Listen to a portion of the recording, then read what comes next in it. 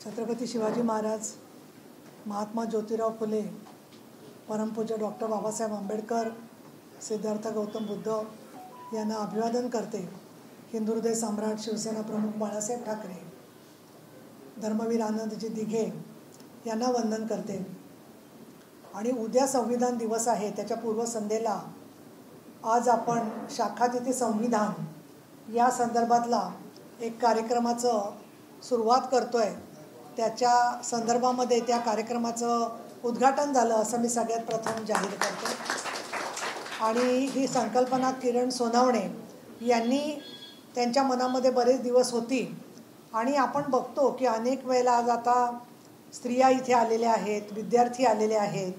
आपले सगळ्यांचे परिचित असे संजयजी मोरे यांच्या पण शुभेच्छा ऐकल्या. दिनेश शिंदे आहेत, तसंच माजी आमदार आणि खूप वर्ष आम्ही सहकारी म्हणून काम केलं आहे ते राम पंडागळे आहेत.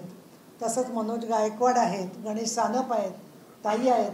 सर्वजण तुम्ही महिला विभाग प्रमुख, आज मुंबईचं नेतृत्व करणारे सगळे पदाधिकारी बाहेरगावचे पण आलेले आहेत. तर मूळ मुद्दा असा आहे की लोकशाहीमध्ये आणि राज्यघटनेच्या नुसार समाजातल्या प्रत्येकाला, मग तो कुठल्याही जातीचा असो, धर्माचा असो, वंशाचा असो, स्त्री असो, पुरुष असो, कुठल्याही वर्णाचा असो, त्या प्रत्येकाला समान अधिकार आहेत आणि ते जन्मजात त्यांना मिळालेले आहेत. या प्रकारची भूमिका डॉक्टर बाबासाहेब आंबेडकरांनी मांडली. यावरती सभागृहामध्ये सुद्धा आम्हाला बोलण्याची संधी मिळाली होती. परंतु तुम्ही महिला देखील मोठ्या संख्येने आलेल्या आहात. आणि women's rights are human rights आणि human rights are women's right, म्हणजे महिलांना अधिकार मिळाले तर समाजामधल्या सर्व वर्गाला न्याय मिळेल. आणि समाजामधल्या महिलांचे अधिकार म्हणजेच मानव अधिकार आहेत, हे देखील भूमिका ही अधोरेखित करण्यात आलेली आहे. आजचा 25 नोव्हेंबर हा दिवस अजून एका दृष्टीने आगळा वेगळा आहे की संपूर्ण जगामध्ये महिलांच्या हिंसा विरोधी एक आंदोलन किंवा मोहीम चालवली जाते. आणि त्याच्यामध्ये डिजिटली जे महिलांवरती ब्लॅकमेलिंग किंवा अशा गोष्टी होतात ते थांबवण्यासाठी प्रयत्न चाललेला आहे. दुर्दैवाने आपण पाहतोय की कौटुंबिक छळामुळे महिलांच्या आत्महत्या होत आहेत, हुंड्यामुळे छळ होतोय. अशा वेळेला आपले सगळ्यांचे नेते आणि लाडक्या बहिणींचे भाऊ एकनाथजी शिंदे यांनी सुनेचं रक्षण हेच आमचं धोरण अशा प्रकारची मोहीम सुरू केलेली आहे. त्या पार्श्वभूमीवरती या राज्यघटनेच्या संविधानामधली जी भूमिका किंवा उद्देशिका आहे त्याचं वाचन करून आजचा कार्यक्रम संपणार आहे. पण एका अर्थाने ती सुरुवात असणार आहे, कारण प्रत्येक शाखेमध्ये ती उद्देशिका असावी आपला तसा हेतू आहे. तुमच्यापैकी अनेकांना कल्पना आहे, पण मी परत इथे स्मरण करून देऊ इच्छिते की हिंदू हृदय सम्राट शिवसेना प्रमुख बाळासाहेब ठाकरे असं सांगायचे की कोर्टामध्ये गेल्यावर आपण जी शपथ घेतो ती शपथ घेण्यासाठी म्हणून हातामध्ये संविधान असावं, त्या संविधानाला धरून मी शपथ घेणार, अशा प्रकारची भूमिका बाळासाहेबांशी होती. त्यामुळे निवडणुकीच्या साठी केलेलं हे कुठलंही हे नाही आहे काम. तर सातत्याने आपली भूमिका जी आहे ती डॉक्टर बाबासाहेब आंबेडकर यांच्याबद्दल आदराचीच भूमिका राहिलेली आहे. परंतु आपण बघतोय की हत्या, आत्महत्या, त्याचबरोबर समाजातले अनेक घटक असे आहेत की ज्याच्यामध्ये मुलींना पळवून नेणारे लोक, महिलांना गैरमार्गाला लावणारे लोक, त्यांची विक्री करणारे लोक, त्याचबरोबर जातीवरून, धर्मावरून कुठेतरी त्यांना अगदी मारून टाकणारे व्यक्ती, किंवा नुकताच कामगार कायदा मंजूर झाला परंतु अनेक जणांना वेळेवरती पगार मिळत नाही, असे सुद्धा अडचणी आहेत. तर माननीय शिंदे साहेबांचं एक वैशिष्ट्य आहे की ते सगळ्या धर्माच्या, सर्व जातीच्या लोकांना बरोबर घेऊन काम करतात. त्यामुळे मला ज्या क्षणी असं लक्षात आलं की आपण हा कार्यक्रम करू शकतो, त्याबरोबर किरण सोनवणेंना मी म्हटलं की आपण जरी निवडणुकांची धामधूम असली तरीसुद्धा शिवसेनेच्या वतीने हा कार्यक्रम शाखा तिथे संविधान हा सुरू करूया. कारण शाखेमध्ये तुम्हाला कल्पना आहे, सगळ्या शाखांची बऱ्यापैकी आम्हालाही अनुभव आहे की शाखेमध्ये गेल्यावर प्रत्येकाचं काम व्हावं असा हेतू असतो, असा संस्कार असतो. शाखेमध्ये गेलेल्या माणसाला कधी जात धर्म विचारला जात नाही. किंवा धर्मवीर आनंदजी दिघे यांनी ज्या शाखा चालवल्या आणि माननीय शिंदेसाहेब त्यांनी जे संस्कार केलेले आहेत त्याच्यामध्ये कोणी महिला गेली तर मला सुद्धा, माझ्याकडे सुद्धा चिठ्ठ्या आहेत की ज्याच्यामध्ये माईकला काय झालं, दिघे साहेबांनी या मुलीला खूप छळ होतोय आणि तुम्ही तिला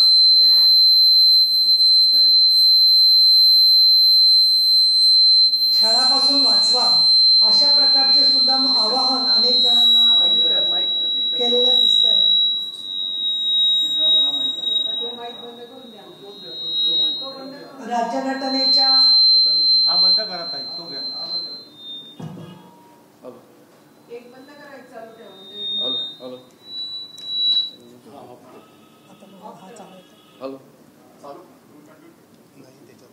राज्यघटनेच्या नाही हा एवढा चालू नाही, तोच चालू आहे, त्याचा फक्त आवाज हा राज्यघटनेचं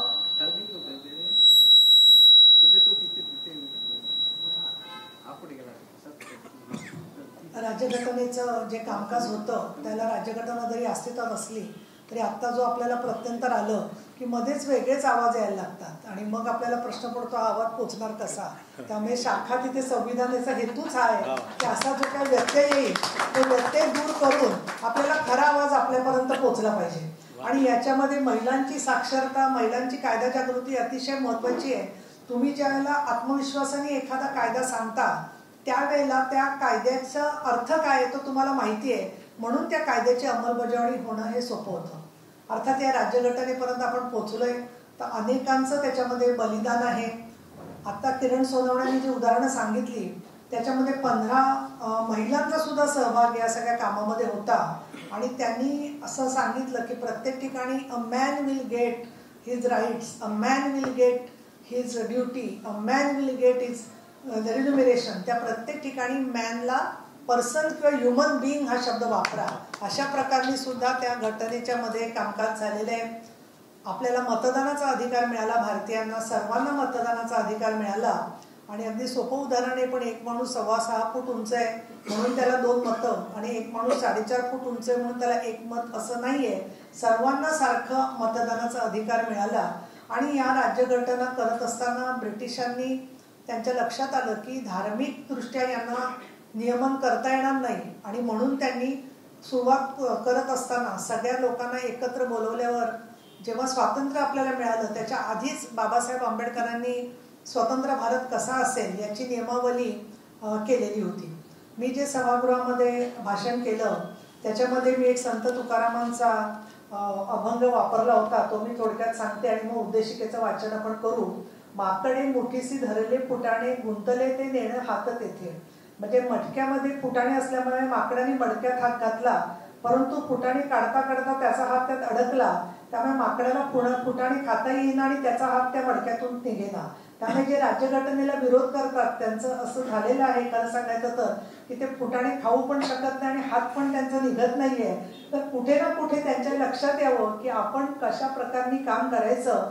त्यामुळे अहंकार जो असतो की मी सैराट करीन, मी अमुक करीन, मी तो जो अहंकार आहे ज्याचा शिंदे साहेबांनी पालघरच्या सभेमध्ये उल्लेख केला, तो जो अहंकार आहे की आम्ही सगळ्यांना कंट्रोल करणार, तर असं होऊ शकत नाही. आणि त्याच्यामध्ये काय तो तयाचा लेखावा अन्याय, हित नेणे काय आपुले ते, शुके नळकेशी कोविलेले पाय, विसरून जाय पक्षधनी. म्हणजे एखादा पक्षी नळीवर बसलेला असतो आणि तो नळीवर बसता बसता उलटा होतो, तर त्याला सगळं जग उलटच दिसायला लागतं. तो जेव्हा सुलटा होतो तेव्हा त्याला कळतं की नक्की काय चाललेलं आहे. तर ही दृष्टी सरळ व्हावी. मग ते मराठी प्रेमी असतील किंवा हिंदुत्वाचे प्रेमी असतील किंवा कुठल्याही धर्माचे मानणारे लोक असतील, तरी बाळासाहेब ठाकरे यांनी सांगितलं होतं की तुम्ही ही व्याख्या काय करता भारतीयत्वाची. तेव्हा मोठे साहेब बोलले होते की जो राज्यघटना मानतो आणि जो स्वतःला भारतीय मानतो तो हिंदू, अशी माझी व्याख्या आहे. त्यामुळे धर्माच्या नावाने कोण अमुक धर्माचा आहे म्हणून त्याला सामावून घ्यायचं नाही, ही भूमिका शिवसेनेची नाहीये. आणि म्हणून शिवशक्ती भीमशक्तीचा सुद्धा आपण ज्याला विचार केला तर आता इथे आपले आनंद आंबेडकरांचे कार्यकर्ते मनोज गायकवाड आलेले आहेत, बाकीचेही आहेत, रामजी आहेत, बाकीचे सगळे आहेत. पण आता ही एका अर्थाने आपली सगळा मोठा महासागर झालेला आहे. त्यामुळे कोणाची कुठली दगी आहे याच्यापेक्षा सुद्धा आपली सगळ्यांची मिळून जी शक्ती आहे त्याचा आपण विचार करायला पाहिजे. आणि म्हणून मी असं म्हणेन की या सगळ्या गोष्टींच्या मध्ये राज्यघटनेची जी उद्देशिका आहे त्या उद्देशिका आपण त्याचं वाचन शेवटी करूया. पण मी आपल्याला जरूर सांगेन की विधिमंडळामध्ये न्याय जिथे होतो, जिथे कायदा तयार होतो, तो कायदा तयार होत असताना आज आपले जे प्रतिनिधी आहेत त्या प्रत्येक बाबतीमध्ये भूमिका घेत असतात. आणि माननीय चष्मा पण उलटा लागू शकतो असं दिनेश शिंदेचं म्हणणं आहे आणि ते खरं आहे. उलटा चष्म्याच्या ऐवजी सरळ चष्मा असेल आणि काही वेळेला तर लोक दुसऱ्याचा चष्मा घेतात आणि लावतात आणि म्हणतात माझा नंबर बदलला आहे. त्याच्यामुळे मला असं वाटतं की तो सरळ चष्मा असेल तर आपोआप तो चष्मा सरळ करायला सुद्धा त्याचा उपयोग होऊ शकतो. तर इथे आपण ही उद्देशिका वाचत असताना मात्र उभं राहून वाचणं योग्य राहील. तर मी एक एक वाक्य सांगते आणि त्याच्यानंतर आपण ते आमच्या कार्यक्रमाचं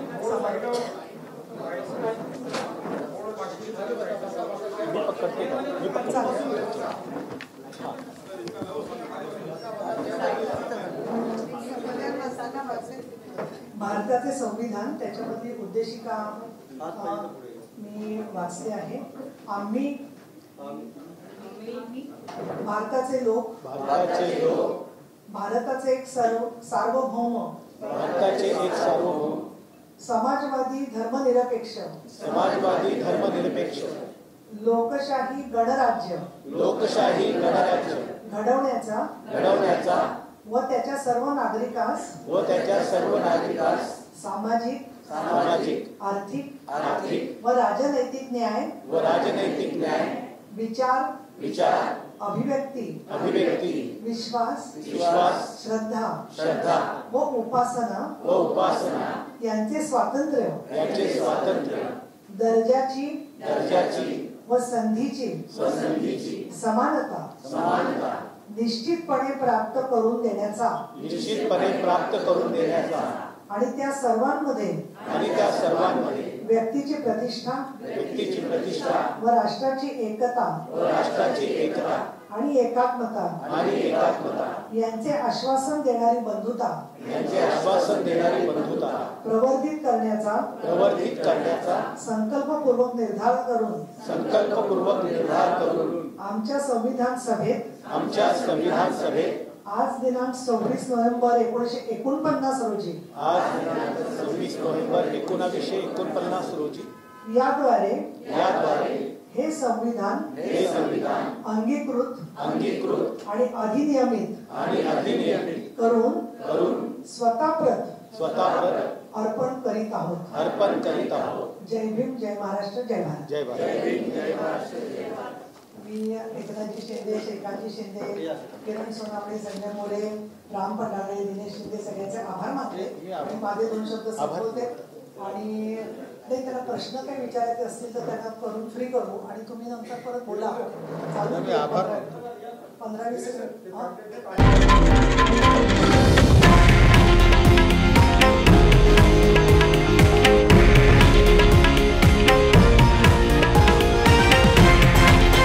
हे आहे देशातील नंबर 1 न्यूज नेटवर्क आणि आपण पाहत आहात TV9 मराठी, एकमेव.